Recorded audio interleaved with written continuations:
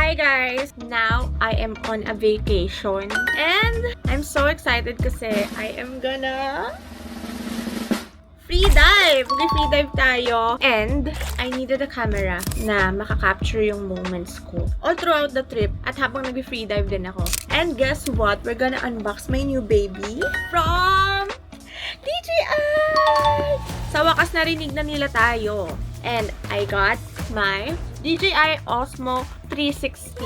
As you guys know, meron akong Osmo Pocket 3. Dalawa na yung Osmo Pocket 3 ko kasi na-worn out ko na yung isa and na-ROI ko na yung kakagamit. Bumili ako ng another one. And then I also have my Action 6 also from DJI. And now, my 360. Let's unbox, okay? Sobrang excited ko para dito kasi matagal ko na tong gusto. Actually, nung time na nasa China kami, pinagpipilian ko talaga kung mag-360 ba ako or Action 6 kasi ito talaga yung sobrang bet na bet ko.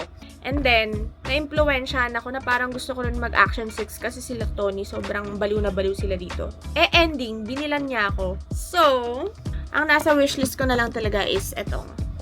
And now that we have it, finally! Hindi na ako makakamiss ng any reactions kasi talagang kagandahan dito. Kaya nga 360, di ba? Kitang-kita lahat. Oh my God! Sobrang saya ko!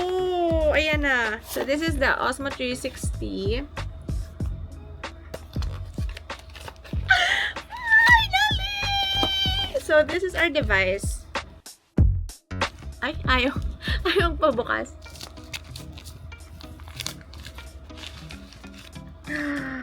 Ang fresh! Sobrang fresh niya! Alam nyo, super excited talaga ako para dito. Ang tagal-tagal ko talagang minamanifest na magkaroon ako nito. Kung alam nyo lang!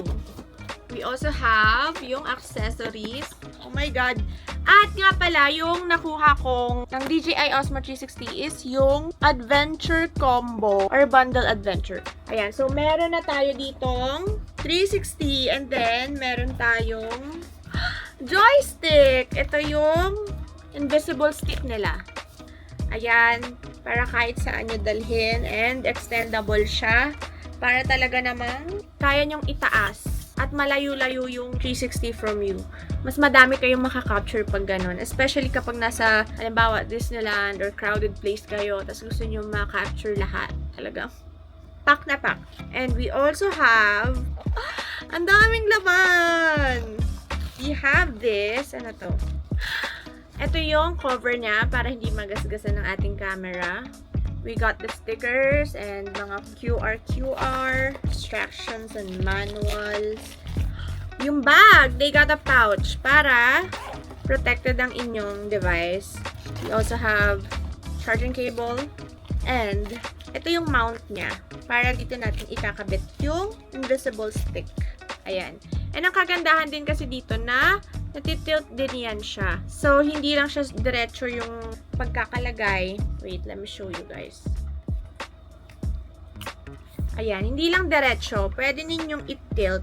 Kailangan nyo muna siyang i-press dito para ma-tilt nyo. So, pwedeng parang ganyan, pa-selfie kinemberly. Pwedeng pa-selfie type. Pwede namang ding diretso lang. Click lang ulit doon. Tapos, ayan, straight na siya.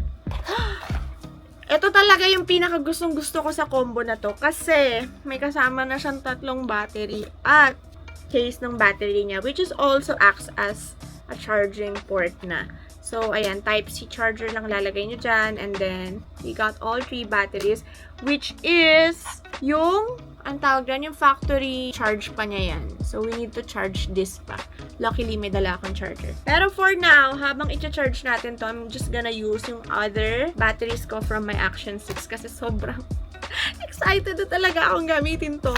Alam nyo ba, sa sobrang excited ko, hindi lang ito ang meron ako. Actually, nabuang talaga ako dito, guys. I swear. To the point na bumili rin ako ng waterproof case niya. Ayan, no.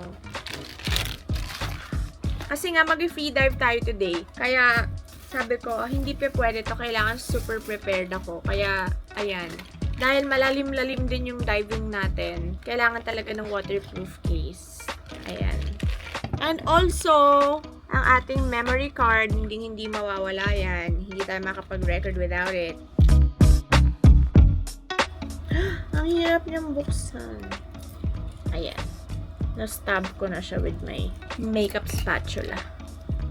Ang binili ko is 256 GB lang. And then, salpak na. Lagi akong kabado pag naglalagay ako ng memory card kasi parang hindi maayos yung pagkakasalpak ko.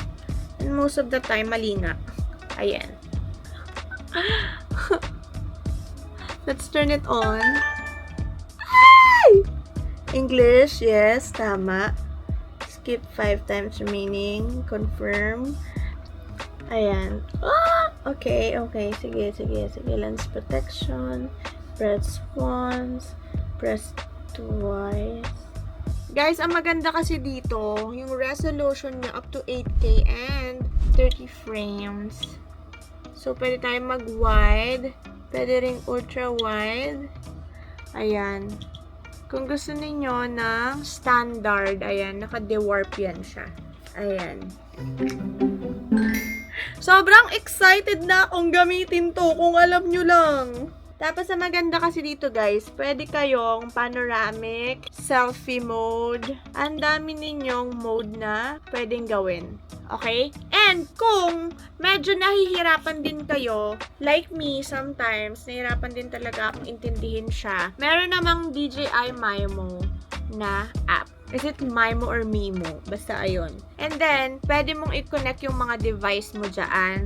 Ako, usually pag nag-export ako, lalo na kapag may internal storage, through DJI Mimo ko siya ina-export. And also, makakustomize ninyo yung looks at kung ano pang settings na hindi nyo maintindihan. Through app, madali na siyang intindihin.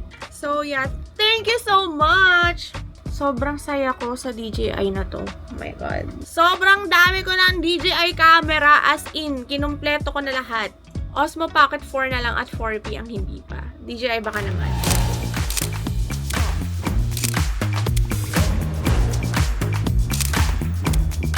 Wala na akong ibang masabi, kundi wow.